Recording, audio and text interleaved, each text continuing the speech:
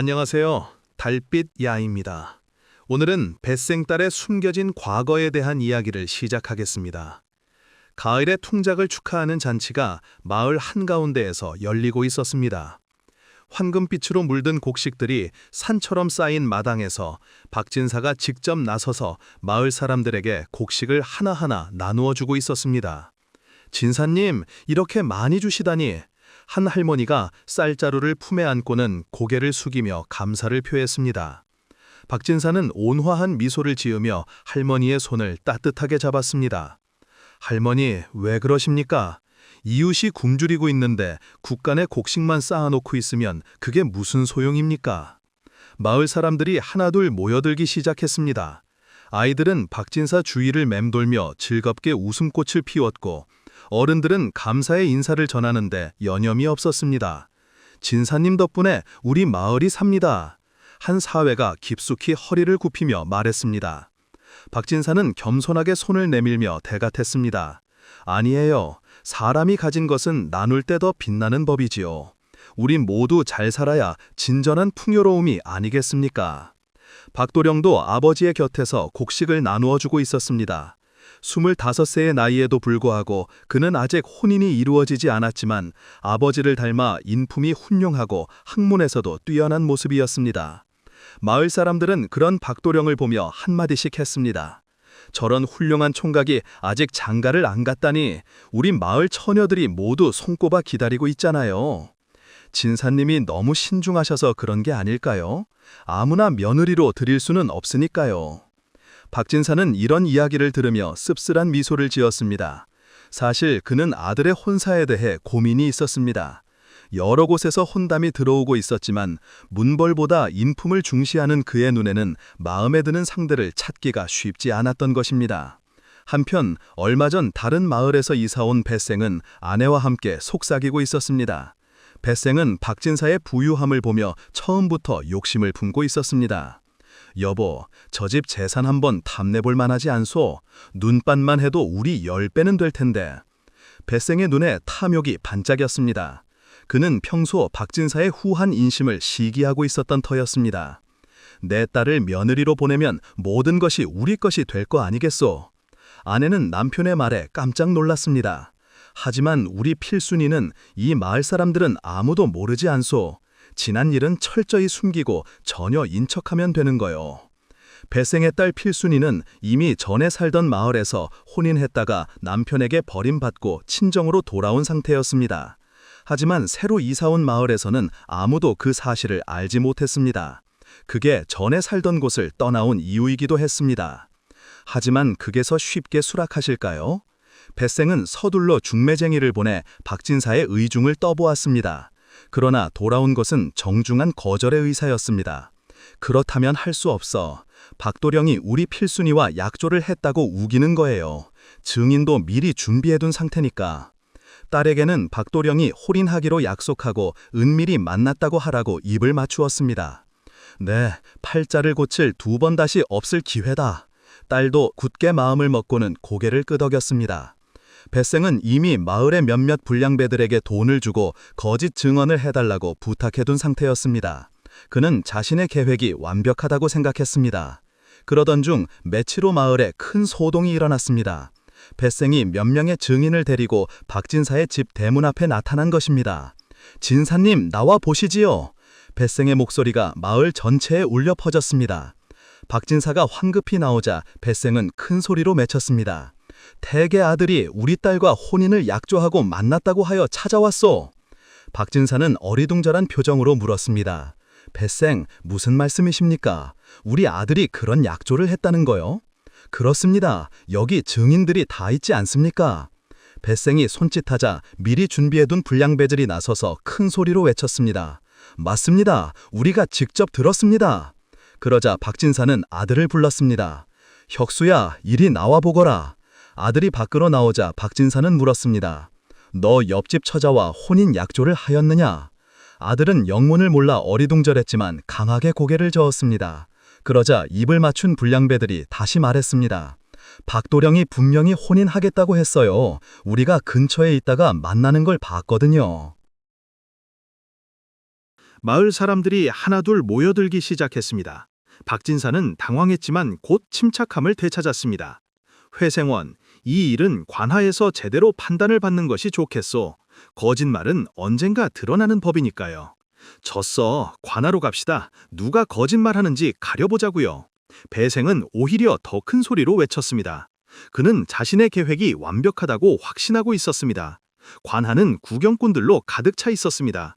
박진사와 아들 혁수, 배생과 그의 딸이 사또 앞에 섰습니다.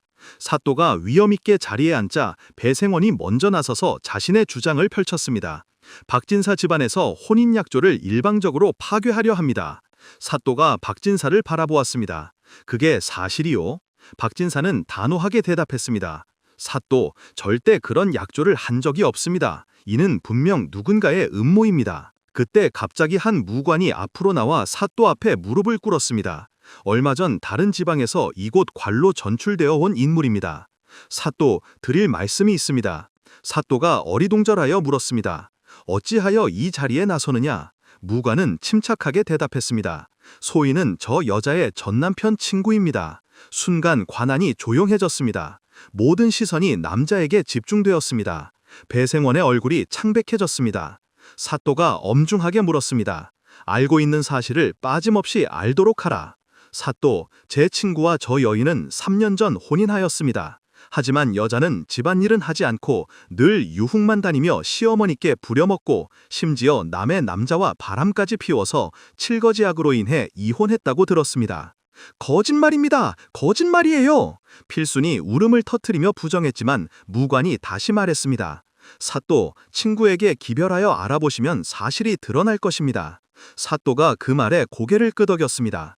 그렇다면 이미 혼인한 몸이면서 전혀 행세를 한 것이 아닌가? 배생은 완전히 당황하여 어쩔 줄을 몰랐습니다. 증인으로 나선 불량배들도 이런 중대한 비밀이 있을 줄은 몰랐기에 우왕좌왕했습니다. 이때 박진사가 벌떡 일어나 숨을 헐떡이며 외쳤습니다. 안 가도 안 간 총각에게 수박 맞은 과부를 며느리로 보내겠다고 하니 참으로 가문의 영광이로다. 관해는 순식간에 웃음바다가 되었습니다. 사또도 참지 못하고 웃음을 터뜨렸습니다. 박진사, 이런 상황에서도 유머를 잃지 않는구려. 박진사는 계속해서 말했습니다.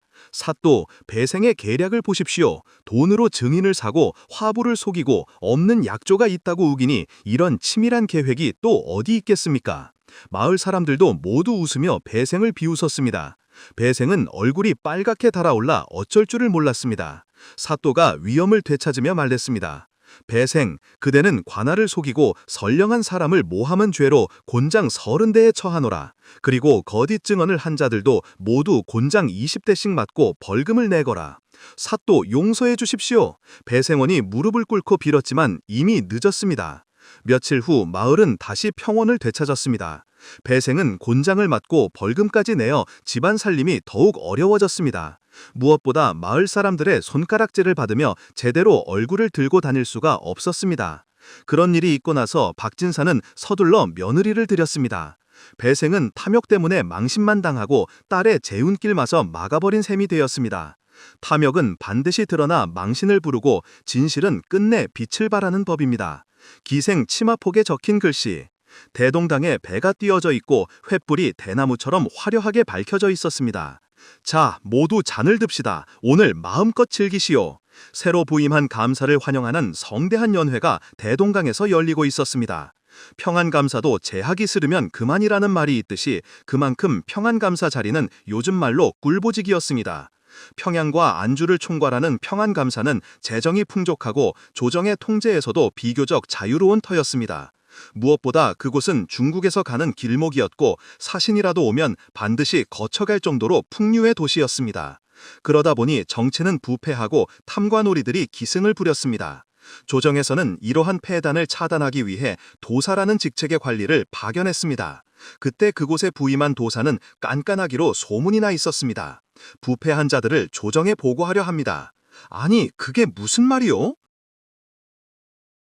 조중에서 파견된 도사의 말에 평안감사 이종성은 얼굴이 붉어졌습니다. 나도 그동안의 부패를 없애려고 노력 중이니 좀 기다려보시오. 당시 평양은 물이 맑고 경치가 아름다운 풍류의 도시답게 여세에 빠진 탐관들이 활개를 치고 온갖 비리가 만연했습니다. 평안감사 이종성은 감사로 있는 동안 부정부패를 해결하려고 마음먹었지만 오래도록 이어온 악습이 간단히 청산될 리 없었습니다. 어떻게 된 일인가 자세히 말해보게. 안주 목사 생일잔치가 성대하게 치러졌다고 하옵니다. 관리의 그 말에 평안감사는 한숨을 내쉬었습니다. 부임한 지 이제 보름 남짓 되었는데 그동안 쌓인 부패는 1000기를 넘으니 어찌 한단 말인가. 조정에 올릴 서신을 준비하라는 도사어른의 명이 있었다고 합니다. 타협하지 않는 성격이라 난처하구만. 그런 식으로 조정에 보고하면 당장 살아남을 관리가 없을 거요. 그만큼 평안감사의 비리와 부패가 많았던 탓이기도 했습니다. 하지만 하루아침에 해결될 일도 아니었습니다. 그러자 관리가 이종성에게 조용히 아뢰었습니다. 되게 좋은 생각이 있어옵니다. 그러더니 가만히 감사에게 귀로 속삭였습니다. 어느 날 저녁 도사가 퇴청하여 처소로 돌아가는 길에 길모퉁이에 한 처자가 주저앉아 있는 것이 보였습니다. 왜 그러시오? 어디 아프시오? 속옷스럽지만 발목이 삐어서 일어날 수가 없습니다. 그러자 도사는 처자를 일으켜 주더니 물었습니다. 사는 곳이 어디요? 혼자 갈 수 있겠어? 걸음을 옮길 수가 없사옵니다. 할 수 없구랴. 내가 도와줄 테니 여기에 기대시오. 도사는 처자를 부축하여 사는 집에 데려다 주었습니다. 돌아서 나오려는데 처자가 불러 세웠습니다.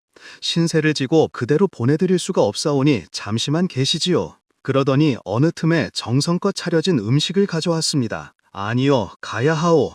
잠시 목만 죽이고 가시지요. 불빛 아래 앉아있는 처자의 아름다운 자태에 도사는 숨이 막힐 지경이었습니다. 평안감사의 부임과 동시에 조중에서 도사로 임명받아 여색을 멀리하고 눈길 한 번 주지 않던 그는 아름다운 여인의 모습에 빠져 하룻밤 만리장성을 쌓고 말았습니다. 실수하고야 말았구나. 다음날 아침 눈을 뜬 도사는 옆에 누운 여인에게 말했습니다.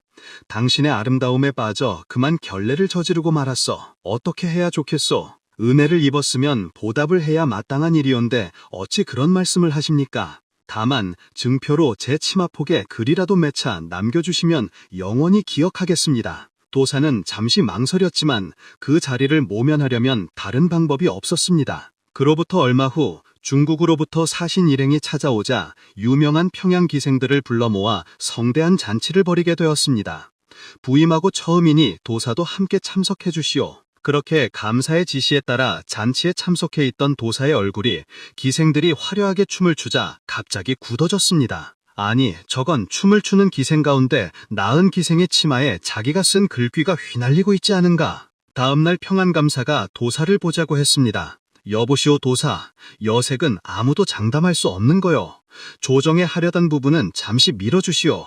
부정과 부패를 없애도록 내게 힘을 보태주시오. 도사는 아무 말도 하지 못한 채 평안감사 앞에 고개를 숙였습니다. 평안감사로 있던 1년 동안 이종성은 민간의 폐단을 없애려고 부단히 노력했으며 후에 영의정 자리까지 올랐다고 합니다. 왕비가 된 가난한 선비의 딸. 경기도 이천에 가난하지만 학식이 풍부하고 인품이 좋은 김선비가 살고 있었습니다. 그에게는 16살 된 딸이 있었는데 미모가 뛰어나고 정숙한 모습이었습니다. 그 무렵 궁에서는 세자비를 택하기 위해 대신들이 전국 방방곡을 수소문하여 학문을 갖춘 곱고 총고한 처녀들을 뽑고 있었습니다. 그런데 김선비의 딸이 물망에 올라 간택이 되었습니다. 가난한 선비 집안이라 다른 초라한 처녀들과는 다르게 아버지는 터덜터덜 그 뒤를 따라 걸어갔습니다. 히히, 소한 집에 놀러왔다가 얼어 죽었다는 말이 있듯이 고추같이 추운 소하 무렵이라 찬바람이 살을 찌었다.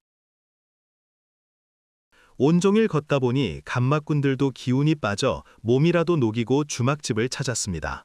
고개를 넘어서자 해는 뉘산으로 넘어가고 땅거미가 내리고 있었습니다. 가마가 주막집에 이르자 김선비는 가마 문을 열며 딸에게 말했습니다. 소연아, 빨리 내려라. 몸도 녹이고 여기서 하룻밤 지내고 가야겠다. 그런데 선비가 갑자기 소리를 질렀습니다. 아니, 이게 무슨 일이냐? 정신 차려라. 선비는 딸을 붙잡고 흔들더니 대성통곡을 했습니다. 그때 마침 김선비 일행보다 먼저 주막에 와서 저녁을 먹던 그 마을 사도가 웬 선비가 대성통곡을 하자 무슨 일인지 궁금해서 나조를 시켜 알아보게 했습니다. 어전의 명을 받고 간선에 뽑혀가던 교수가 추위에 얼어붙어 그 부친이 우는 줄 아옵니다. 무엇이 이런 변고가 있나?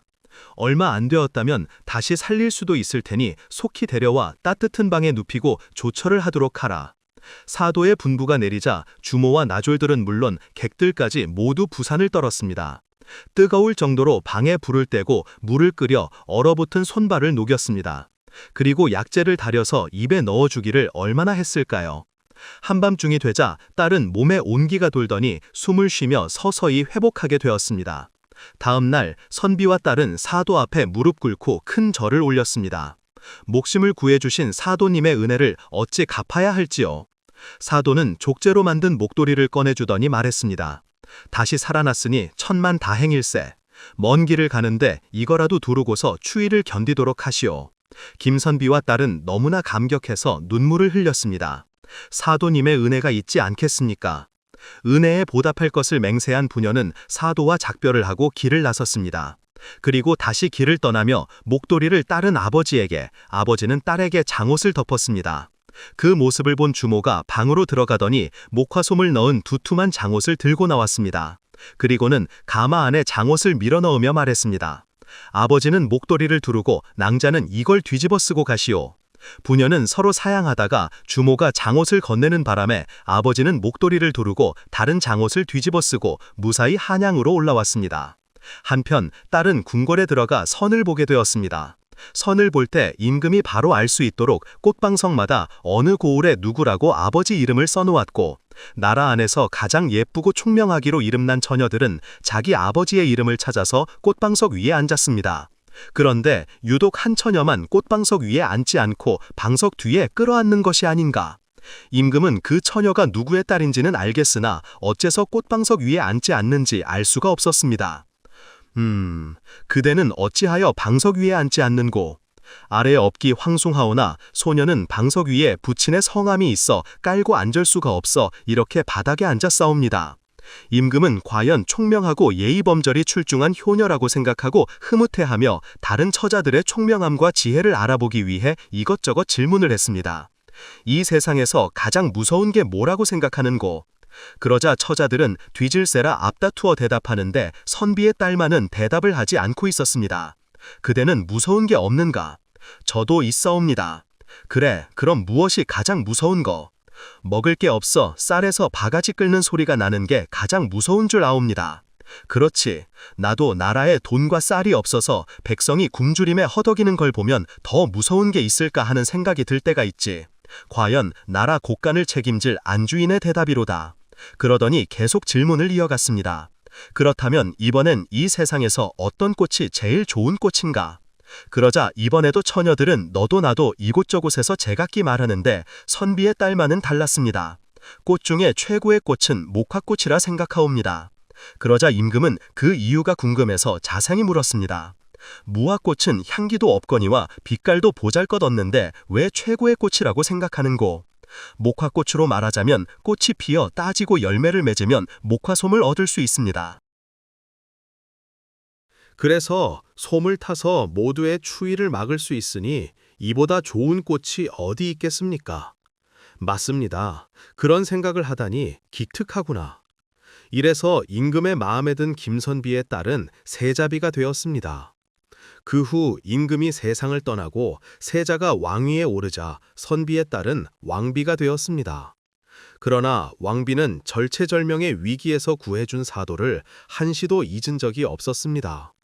그런 까닭에 왕비의 얼굴에는 수심이 가득하고 웃는 모습을 볼 수가 없었습니다. 임금은 그런 왕비를 보며 분명히 말하지 못할 무슨 일이 있다고 생각했습니다. 중정께선 무슨 일로 얼굴에 수심이 가득하오? 전하의 은총을 한 몸에 받게 되어 기쁘게 할 양 없사오나 가슴에 묻어둔 일이 있어서 그러하옵니다. 무슨 일인지 감추지 말고 어서 말해보시오.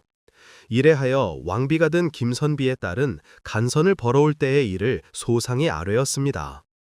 고마우신 사도님이 되셔서 오늘날 제가 전하를 모시는 기쁨을 누리게 되었음에도 그 은혜를 갚지 못해서 근심하고 있나이다.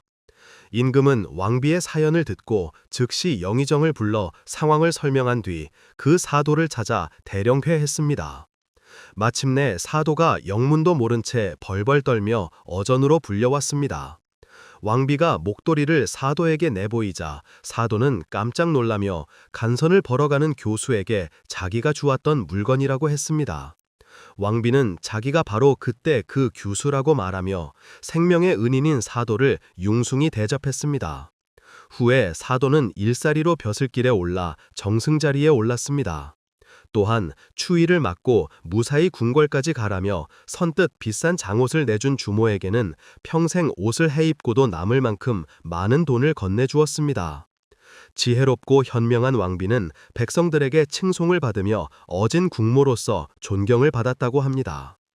배선의 대릴사위, 빼어난 경치를 자랑하는 충청도 단양 땅에 배서방이 아내와 외동딸과 살고 있었습니다. 배서방은 마늘 농사로 큰 돈을 벌어 좋은 집도 짓고 살림이 양반들 부럽지 않았습니다. 어느덧 외동딸 수영의 나이가 17살이 되었습니다. 애지중지 키운 딸인지라 배서방 부부는 어떤 사위감을 얻어야 할지 고민했습니다. 뒷담화로 모은 재산이 나중에 모두 사위 수중에 들어가는 것도 못마땅했습니다. 배서방 부부는 남의 집 며느리로 보낼 바에는 대릴사위를 들여 늘 의지하고 살려는 마음을 먹었습니다. 하지만 막상 대릴사위를 찾으려니 마땅치 않았습니다. 여보, 만식이 데려옵시다. 만식이네 수영이도 싫어하지 않는 눈치고 만식은 평소에도 부지런하고 착실해서 배서방이 아들처럼 여기는 터였습니다. 아저씨, 도와드릴 일 없으세요?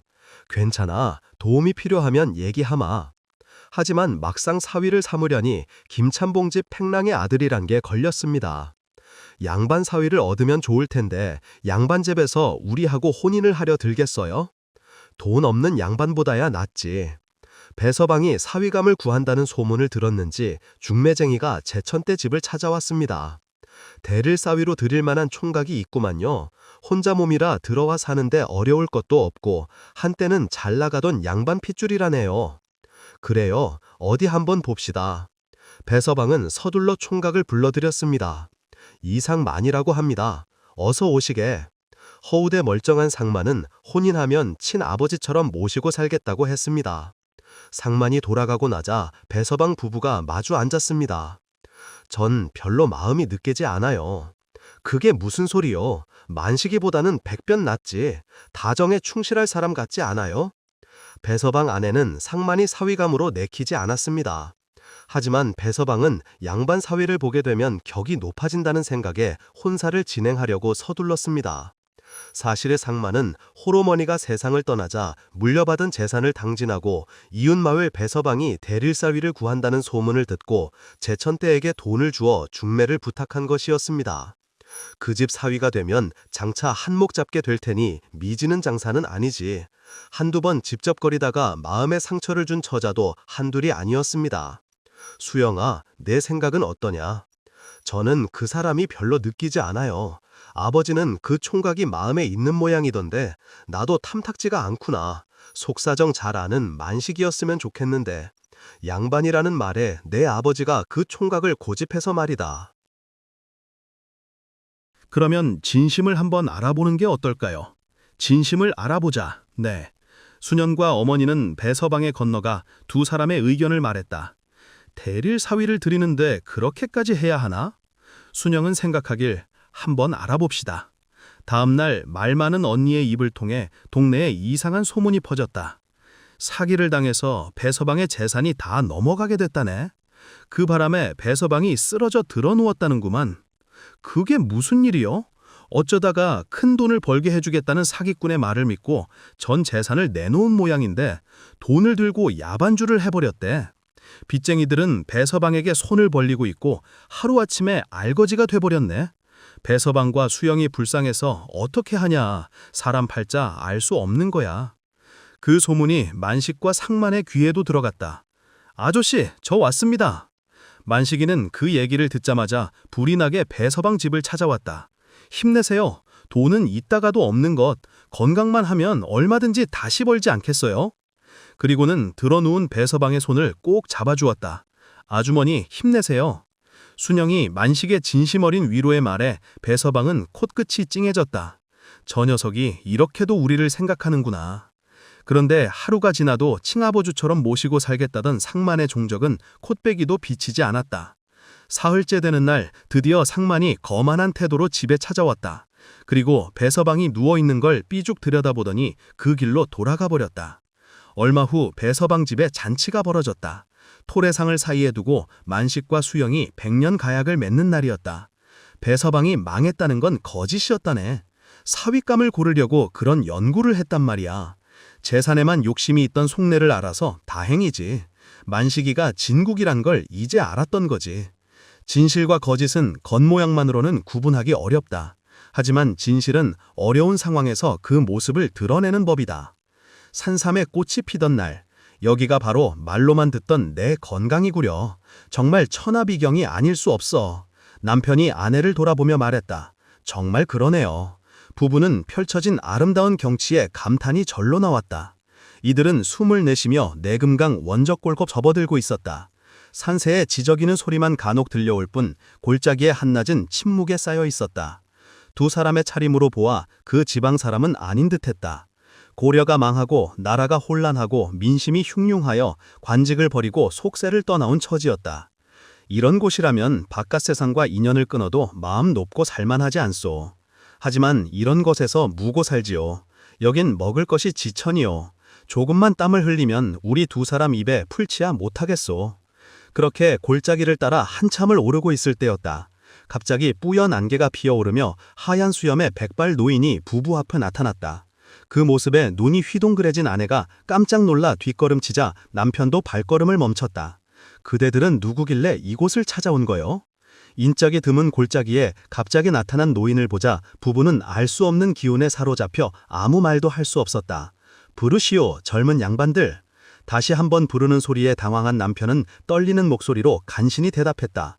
저는 나라에서 녹을 먹던 사람인데 세상의 인심이 하도 흉흉해서 이 산에서 여생을 마치려고 찾아왔습니다.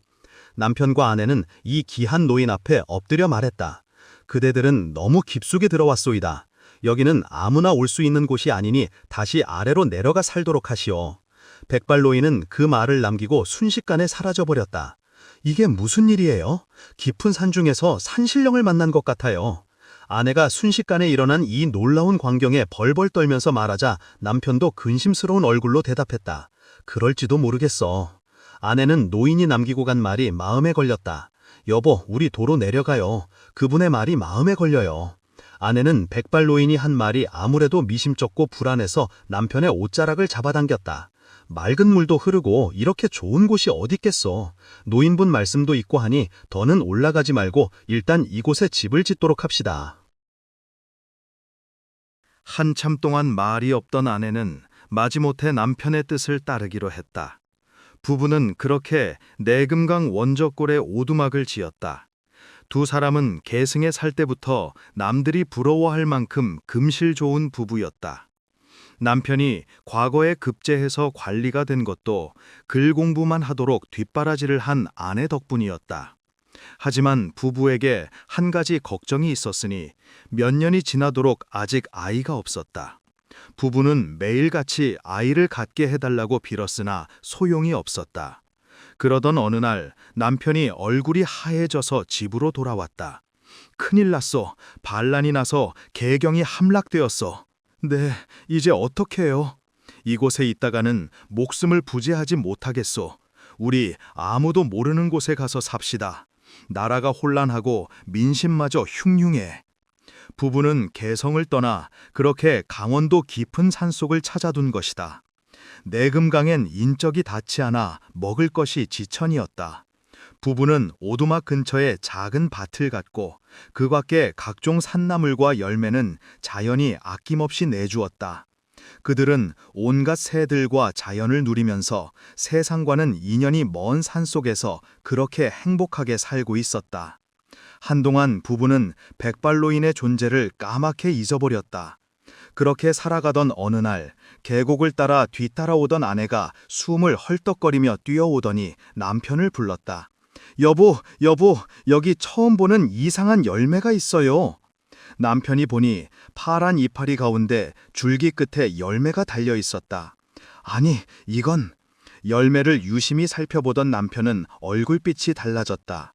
이건 말로만 듣던 귀한 산삼인 것 같소. 네, 산삼이라고요? 아내와 남편은 기뻐하며 어쩔 줄을 몰라 했다. 그렇소, 이건 하늘이 내려준 복이요. 자, 어서 갑시다. 그런데 아내는 호미를 들고 산삼을 캐려는 남편의 손을 갑자기 잡아당겼다. 아무래도 캐지 않는 게 좋겠어요. 그러면서 아내는 남편의 앞을 막았다. 그게 무슨 소리요? 캐지 말라니. 이 귀한 산삼이 우리 눈에 띄다니 불길한 징조인 것 같아요. 처음 왔을 때 노인분이 하던 말도 걸리고요. 어허, 괜찮아. 그럼 걱정하지 말고 서리 비켜봐. 남편은 아내의 말에도 아랑곳 없이 호미질을 계속했다. 그런데 이게 무슨 일인가?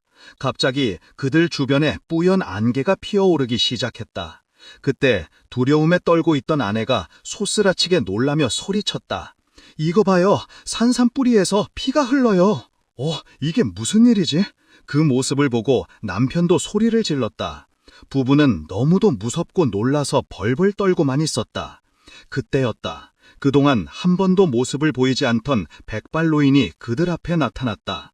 이봐라, 내 마음을 어기고 이곳에서 내 귀한 산삼을 훔치려 드느냐? 네, 훔치다니요. 천년을 정성껏 기른 산삼을 대단히 고양한 것 같으니라고. 녹이 등등한 그의 기세에 부부는 시선을 내리고 바닥만 쳐다보았다. 잔뜩 화가 난 노인의 눈가에는 노기가 팽팽히 서여 있었다. 그들은 노인 앞에 엎드려 사죄하며 자기들의 죄를 용서해달라고 울면서 빌었다. 눈에 보이길래 미련한 것들이 캐려고 했습니다. 어르신께서 기르시는 산삼인 줄 몰랐습니다. 이곳에 오두막을 짚고 살아도 눈 감아 주었거늘 이제 산삼까지 손을 대 노엽을 푸시고 이것들을 불쌍히 여겨주십시오. 노인은 눈을 감고 한참을 생각하다가 두 사람에게 말했다. 피 흐르는 산삼은 굳이 할 방도가 없다 했는데 그대들은 어찌할 텐가? 미련한 것들이 세상 이치를 어찌 알겠습니까? 어떠한 처벌이라도 달게 받겠습니다. 벌벌 떨며 조아리고 앉아있는 그들이 안 되어 보였는지 노인은 아까워하는 사뭇한 목소리로 부드럽게 말했다. 오늘부터 20년 동안 저 아래 계곡에서 물을 길어 산삼이 난 상처에 부어주도록 하라. 네, 20년 동안이나요?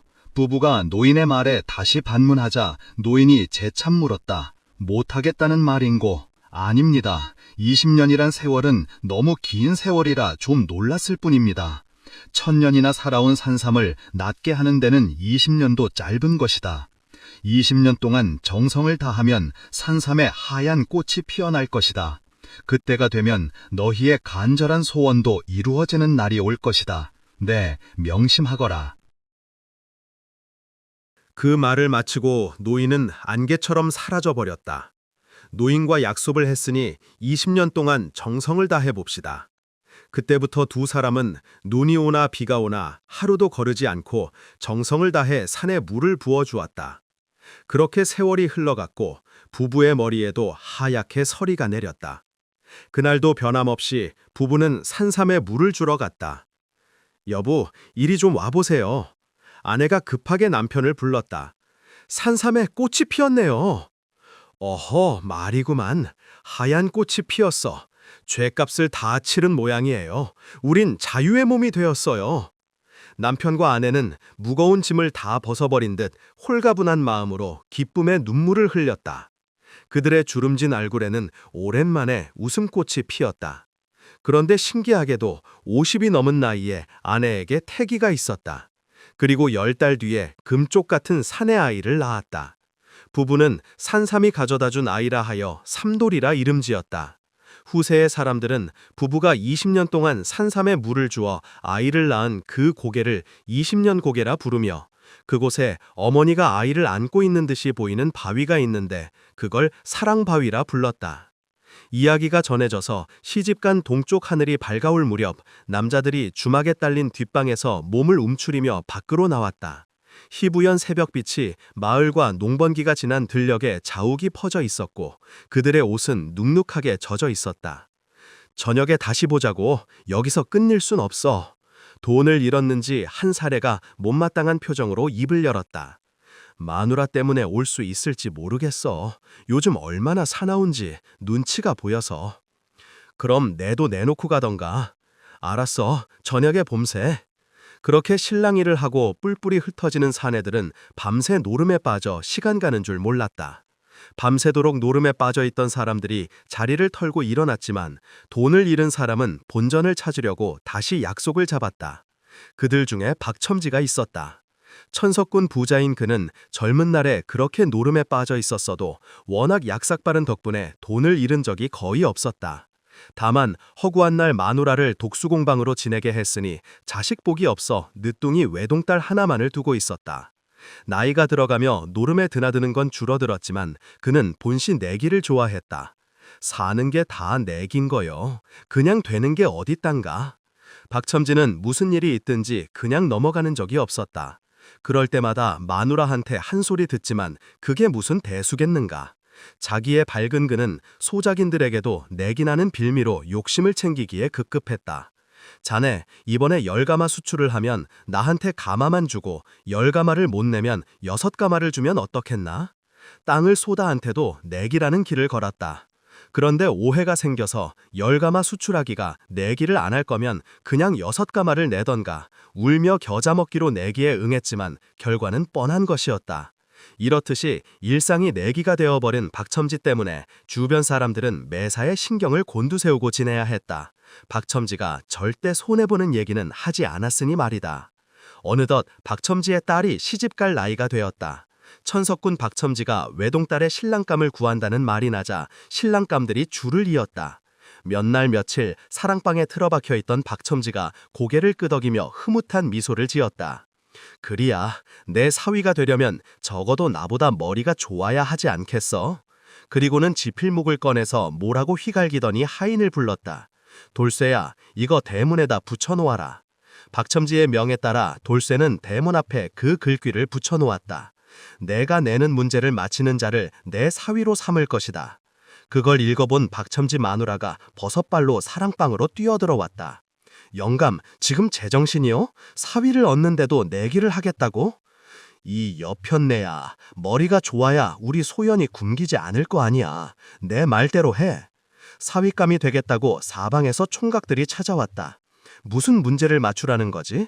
그중에 양반집 자식은 마치 자기가 사위라도 될 것처럼 자신만만했다. 하지만 막상 박첨지를 만나고 난 뒤엔 고개를 갸우뚱하더니 꽁무니를 빼고 돌아가 버리는 것이었다. 사위를 뽑는데도 문제를 맞히려니 도대체 무슨 문제를 내길래 저러지? 절에서 제대로 된 집안에 시집이나 보낼지 우참동네 사람들이 수군댔다. 그러던 어느 날 허우대는 멀쩡하지만 남루한 차림의 총각이 찾아왔다. 넌 어느 집 자제냐? 어르신을 소작하는 배서방의 큰아들 억만입니다. 뭐라고? 배서방 아들이라고? 우리 집안을 어떻게 보고 내 사위가 되겠다고 이리 찾아왔느냐? 박첨지는 어이가 없어 한동안 억만을 노려봤다. 어르신, 저는 문제만 맞히면 저도 상관없지 않습니까? 어르신도 아시다시피 지금은 이렇게 살지만 저도 양반 가문의 자식입니다.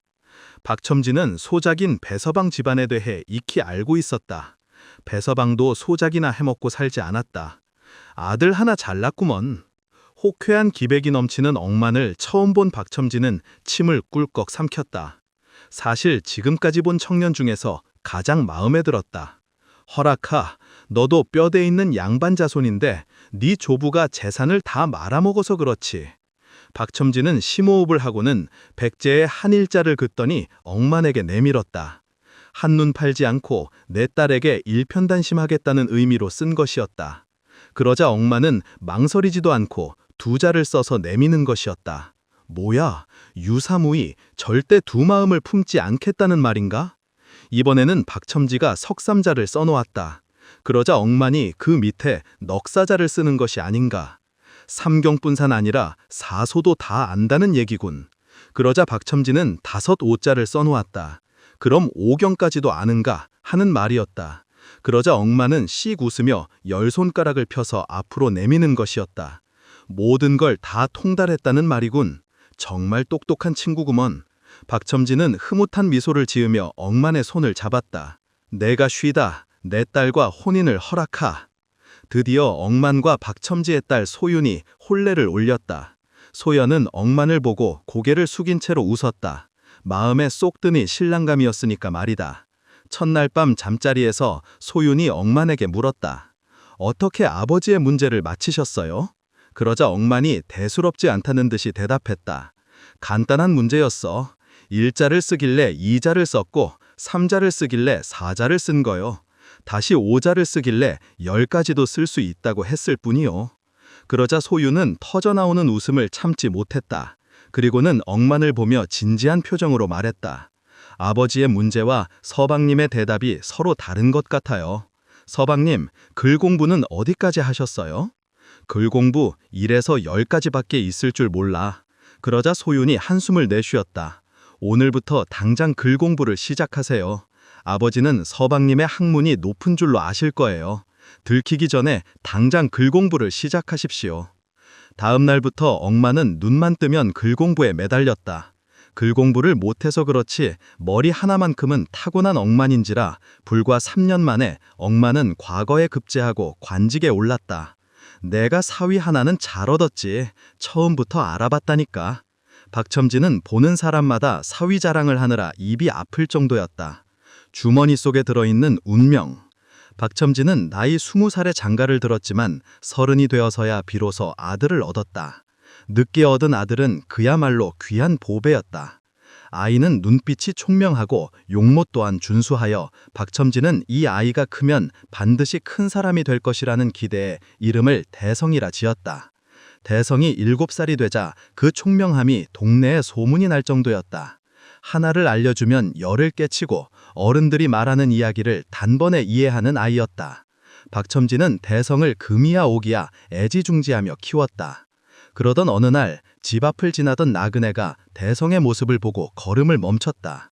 그는 한참 동안 대성을 지켜보다 박첨진을 찾아와 말했다. 이 아이는 15살이 넘으면 반드시 귀하게 될 상입니다. 하지만 나그네의 말이 끝나기도 전에 박첨진은 반색하며 물었다.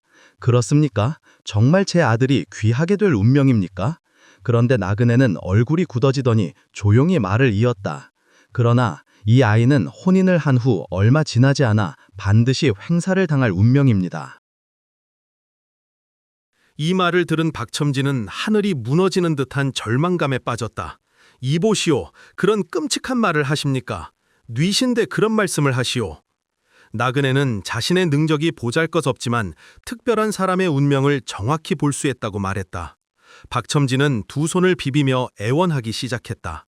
제발 방법이 있으면 알려주십시오. 이 아이는 제가 늦게 얻은 귀한 아들입니다. 어떻게든 이 아이를 살릴 방법을 알려주십시오. 나그네는 한참을 고민하다가 입을 열었다. 운명을 거스리기란 쉽지 않소이다. 그러나 그대의 정성이 크니 아이를 구할 수 있는 방법을 알려드리겠소. 아이가 혼인을 하고 나서 처갓집에서 자거나 먹는 것을 절대 삼가야 합니다. 밥은 물론이고 물 한 모금도 처갓집에서는 마시면 안 돼요. 그러면 어찌하면 좋겠습니까? 나그네는 주머니에서 작은 그림 한 장을 꺼내 박첨지에게 건넸다. 이 그림을 잘 간수하고 있다가 위급한 일이 생기면 꺼내보세요. 분명히 아드님을 지켜줄 것입니다. 반드시 명심하고 주머니에 잘 간직해야 합니다. 박첨지는 나그네가 남긴 그림을 주머니에 넣어 품속에 간직한 채 자았다. 15살이 되자 그의 명석함과 준수한 외모가 널리 소문이 나기 시작했고 마침내 나그네의 말대로 새도 있는 재상의 사윗감이 되었다. 그러나 혼인하는 날부터 대성은 이상한 행동을 보였다. 신부의 집에서 차린 부짐한 음식을 단 한 입도 먹지 않고 초례를 마치자마자 처갓집에 묵지도 않고 곧장 집으로 돌아갔다.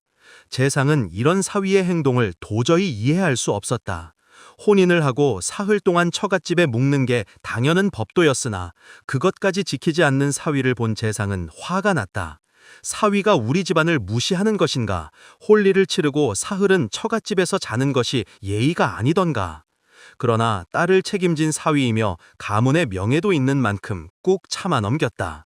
이후로도 대성은 처갓집에 갈 때마다 물 한 모금조차 입에 대지 않고 머무는 시간도 짧았다. 재상과 친척들은 점차 대성을 의심하기 시작했다. 무언가 숨기고 있는 게 틀림없어. 그렇지 않고서야 처갓집에서 물 한 모금 마시지 않을 수 있겠어? 그렇게 처갓집에서는 대성을 보는 눈에 쌍심지가 켜져 있었다. 이런 의심 속에서 혼인 후 며칠이 지난 어느 날 아침, 처갓집에 충격적인 일이 일어났다. 아침이 되도록 신부가 일어나는 기척이 없자 방문을 열어본 여종은 그만 기절초풍을 하고 말았다. 신부가 금침 위에서 흉기에 찔린 채 싸늘한 시신이 되어 있는 것이었다. 온 집안은 충격과 슬픔에 빠졌다. 신랑이 한 짓이 분명하오. 혼인한 날부터 이상한 행동을 하더니 틀림없어. 직접 오지 않았더라도 사람을 시켜 얼마든지 할 수 있는 일이오. 집안 명예도 있으니 반드시 범인을 잡아내리다. 재상과 가족들은 분노하며 형주에게 사건을 알렸다. 대성은 즉시 잡혀와 신문을 받게 되었다. 재상 집에서 일어난 사건인지라 형판이 친히 나서 물었다. 왜 혼례 후 사흘 동안 처갓집에서 자지도 않고 음식을 먹지도 않았느냐? 네가 범인이 아니고서야 그런 행동을 할 리가 있겠느냐? 이실직고 하려 하자 날카로운 눈빛으로 신문하자 대성은 침착하게 대답했다. 처갓집에서 숙식을 하지 않은 건 무슨 연유인지 모르나 부모님께서 당부하신 말씀이 있어 따랐을 뿐입니다. 신부의 참사는 뜻밖의 일이며 범한 바 없으니 무엇을 이실직고 하리까? 대성은 사실대로 말하였으나 형파는 대성의 말을 믿지 않았다. 심증이 가는 데가 있어 신문하는 것인데 그렇게 나온다면 엄벌로 다스릴 수밖에 없노라. 형파는 이내 형태를 차리라 이르고 대성을 포박하려 했다. 그러자 대성은 몸을 떨며 통곡하기 시작했다. 그렇게 한탄하다가 대성은 문득 나그네가 준 그림이 생각났다. 잠시만 기다려 주십시오. 위급한 때를 대비하라며 준 것이 있습니다. 이것을 보고 판단해 주십시오. 그는 품속에서 그림을 꺼내 내밀었다. 형파는 봉투를 열어 그림을 살펴보았다. 그림에는 오동나무 잎 하나가 그려져 있을 뿐이었다. 형파는 한참을 생각하더니 말했다. 지금 당장 신부의 집으로 가서 식솔들과 문객들 가운데 오렵이란 자가 있는지 확인하라. 형리들이 재상의 집에 달려가 확인해 보니 하인 중에 오이라는 이름을 가진 자가 있었다. 그 자가 형판 앞에 끌려왔다. 네 죄는 내가 알 것이니 감히 숨길 생각은 하지 마라. 모든 걸 알고 있으니 이실직고 하면 견디기 어려운 악형은 면할 수 있을 것이다. 형판의 무서운 신문에 오이는 고개를 떨구고 낱낱이 죄를 고백하기 시작했다. 죽을 죄를 지었습니다. 소인은 그동안 아시와 몰래 청을 통하던 사이였으나 혼례 이후 더는 가까이 할 수 없게 되자 화가 나 그만 끔찍한 일을 저질렀습니다. 드릴 말씀이 없습니다. 오이는 모든 것을 자백했고 대성은 풀려났다. 모두 어떻게 범인의 이름을 알아냈는지 궁금해하자 형판은 그림에 대해 설명했다. 오동나무가 그려진 것은 옷시성을 가졌으며 오동잎 하나는 곧 오이를 뜻하니 이는 범인의 이름을 암시한 것이 아니냐. 주머니 속에 간직해온 그림 덕분에 위기를 넘긴 대성은 위기 뒤에 기회가 찾아오듯이 과거에 급제하고 관직에 나가 큰 일을 하게 되었다.